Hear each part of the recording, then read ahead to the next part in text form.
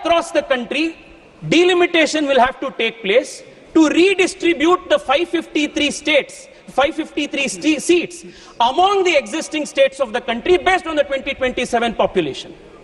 Now, what is this scenario going to do? Speaker, sir, because you come from Kerala, I want to draw the attention of the country with an instance, an example of Kerala. Now, suppose the government today does not go ahead with delimitation and 330A comes into play by force of law. 2027 census gets published. What will happen then? Look at these numbers, Speaker, sir. Today, Kerala has 20 parliamentary seats. If you will divide based on 2027 projected population, the population of the country and population of Kerala, and divide the 553 seats across the country from north to south, then Kerala will lose 6 seats. Kerala will have only 14 seats. Now, on these 14 seats, bring 1/3 representation for women that 330A Nari Shakti Adhiniyam brings. Now, what is going to happen? In that case, Venugopalji will not have a seat. In that case, all those people who are representing the Congress here and opposing this will not have a seat. What the present proposal of the Narendra Modi government is to not only protect the existing seats from encroachment, it is also a proposition to ensure that Kerala does not lose out on 6 seats. Now, for a minute, I want to assume, let us not take the 2027 census, but let us divide the country's parliamentary seats on the basis of 2011 census. Now, what will happen? 2011 census ke aadhar par, if we are going to divide the number of seats, again 543, because Article 81 freezes is at 843, again Kerala will lose 5 seats. If you take 2011 seat number, Kerala will lose 5 seats. If you take 2027 number, Kerala will lose 6 seats. What Narendra Modi government is today offering is additional 10 seats to Kerala. This is only gain and no loss. This is why I say this is the best proposal that one can bring. Speaker, sir, let me take the example of Tamil Nadu. I am glad that Rajaji has come here. Now they are making the most loudest opposition. One second. How can you convince the House how this 10 seats will be increased? By which provision? How? By which provision this 10 seats will be increased? Yes. I'm coming there, Speaker. Please. Yes. Thank you, Speaker, sir. You have asked a very pertinent question. Many questions from the opposition in the last few days is the delimitation bill, the Constitution Amendment bill, both do not speak of this 50% increase. On what basis are you saying there is going to be a 50% increase? This is the question. Is this the question, Speaker, sir? Yes. Speaker, sir, I would want to draw your attention. Not the Speaker, Chairman, sir. Chairman, sir, sorry. I would want to draw your attention to Article 81 of the Constitution again. What does the Constitution Article 81 say? Article 81 says, as it reads today, not more than 530 states chosen by direct election from territorial constituencies in the state, not more than 20 members to represent union territories in such manner as Parliament may provide. In essence, 81.1 and 2, 81.1a, b, essentially gives 550 seats as the total seats that is now frozen. The interesting part is 81.2, where the mandate is that the above said seats, the 550 seats mentioned above, shall be allotted to each state in such a manner that the ratio between the number of population of seats and the total seats and the population of the state shall, as far as practicable, be same across the states. This is the provision that operates the 50% argument.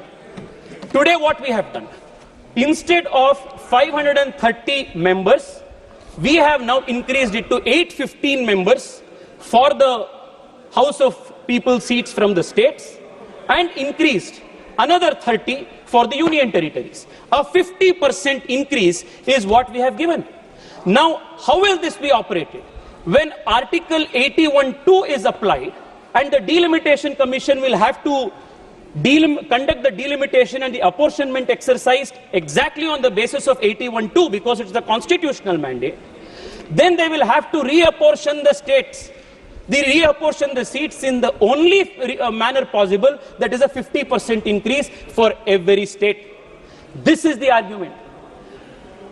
Chairman, sir, the problem is the opposition does not come prepared for debates, and even if they do come prepared for debates, they behave in a manner as though that they don't understand, because the object is not to understand, the object is to oppose for the sake of opposing. I hope I have made myself clear, Chairman, sir. Chairman, sir, now let us examine the second argument. Now the second argument is that if there is a proportionate increase in 50% of seats for all states, then the states of southern India will lose out. Rajaji, please listen to me. I am as much as Indian from the south like you are.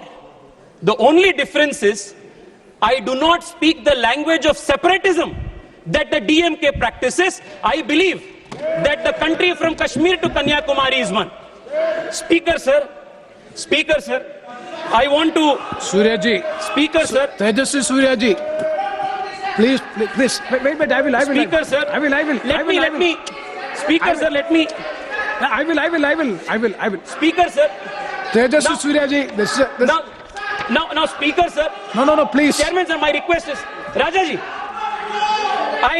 I will strictly stick to what the technical portion. You just hear me for 1 second. Yes. See, please don't make any allegation against All right, a political party. No. See, no. Please. I will. After this. After Tejaswi Surya, I will give the opportunity since you have mentioned his tribe. Yes. You please wait. Speaker, sir. On. Speaker, sir, 1 second. Rajaji, I want to take your attention. On 24th March 2026. If you are taking the name of Sri Raja, then I have to give the chance to you him. Please give him a chance after my speech. Okay, after my fine. speech, please give him a chance. Fine. I have no objection. After he Speaker, concludes, sir. I will give the chance. No, I will give the chance. Chairman, sir. Chairman, sir. So you are yielding? No. After my speech, let him answer. Okay. I am not yielding. Speaker, sir. On March 24th, 2026, Tamil Nadu Chief Minister M.K. Stalin makes this tweet. And I will read one important sentence from that tweet, with which I have full sympathy and full support. This is the tweet that M.K. Stalin speaks and writes. It is our consistent stand that the current proportional representation of states should not be disturbed under any circumstances. This is what he says. I agree with this. I have already made it clear. If at all this government had brought in a proposal that would decrease the number of seats and my state of Karnataka would be in a loss, I would have been the first to protest it. Now what has the government done in the light of this tweet? What does this tweet say? The current proportional representation of states should not be disturbed under any circumstances. I will take you back to this chart. Now, Speaker, sir, Chairman, sir. Now what is going to happen? We have increased the number of seats to 815, 850 in total. Every state is getting 50% proportionate increase. As a result of this, Tamil Nadu, which is now at 39, is going to get 59 seats. Karnataka, which has 28, is going to get 42 seats. Andhra Pradesh, which has 25, will get 38 seats. Telangana, which has 17, will get 26 seats. Kerala, which has 20, will get 30 seats. And what is the proportionate increase? Andhra Pradesh, 52%. Telangana 52%, Karnataka 51%, Tamil Nadu 51.5%, Kerala 50%. The total share of the South Indian states which as it stands today, in the total scheme of things in the parliament, in the floor of the parliament, which is 23.9, will continue to remain 23.9 after this is passed. I don't understand where is this objection coming from. This is exactly what the Modi government has done by protecting the proportional representation of state which should not be disturbed. The argument, the demand that Stalin had made, this is the same thing that the Narendra Modi government has done, but today they are out there in Tamil Nadu doing drama by burning this constitution amendment bill. Let there be a limit to your hypocrisy, Rajaji. Let there be a limit to the hypocrisy of the DMK. Now, Speaker, sir, now the question is, what will be the scenario if we do not increase the seats proportionately by 50%? One of the arguments that has been proposed, advanced, is why don't you simply stick to 2011 census numbers, and based on 2011 census, without the 543 limit, increase the number of states. Now, if we were to increase the number of seats purely on the basis of 2011 census, by not providing... He's not yielding. By not providing a 50% increase, Chairman sir, this will be the scenario. Tamil Nadu today has 39 seats. If delimitation were to be conducted purely on the basis of 2011 census, it will be 49 seats. What Narendra Modi government is giving to Tamil Nadu today is 59 seats, 10 seats more than what the opposition is arguing for. Kerala has 20. If only by 2011 census, if we had done the gerrymandering or the demarcation of the seats, Kerala will get only 3 seats in rice, 23 seats. Kerala today is getting 30 seats in rice. Karnataka today has 28. If only by the population, if we were to do for 2011 population, Karnataka will get 41. Karnataka is now getting 42. Andhra Pradesh is 25. If only by 2011 you do, it would be 33. Today Andhra Pradesh is getting 37. Whichever way you look at it, if you look at it from the way of 27 census, if you look at it from the way of 2011 census, if you look at it by 543 as redistribution, or by taking away all of these things and only basing it on population, none of these permutation and combination is going to give the southern states as best a deal as what Narendra Modi government has now given by this 50% proportionate increase in the population, in the seats formula. Now, Speaker, sir, now this is a second question. Chidambaram Saab yesterday has put a long article, a tweet, and said that the proportionate voice of the South Indian states will get diluted if there is a 50% rise in the number of seats. My question is, today, the share of the South Indian states in the overall scheme is 23.7%. It will continue to be 23.7%. How will the voice of the South get diluted? Second, the majority margin, the halfway mark today is at 272. If there is going to be a 50% increase in the total number of seats, naturally the halfway mark also will jump by 50%. So this whole argument that the southern states is going to lose because of the proportionate 50% increase, I will say, is not only a vacuous argument, it is an illogical argument, it is not only an unconstitutional argument, but most importantly, Speaker, sir, this is a mischievous argument that comes from creating anarchy in this country by misleading the people. Speaker, sir, now I would want to take a few minutes of the time allotted to me to examine the alternatives that the Congress party and the opposition has proposed.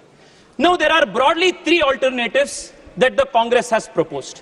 The first alternative is, don't increase the 543 number of seats.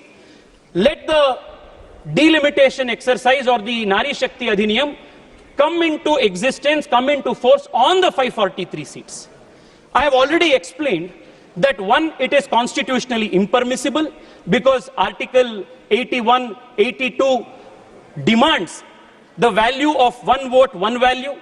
Second, if we were to introduce 540, redistribute 543 seats based on 2027 census or 2011 census, the proportion of the seats that the southern states today have is going to further get reduced. Therefore, this first argument, the argument of postponing of delimitation exercise or the argument to freeze the number of seats as per 1971 absolutely holds no constitutional value and therefore must be rejected. Second, the argument that the opposition is making, the Chief Minister of Telangana has made,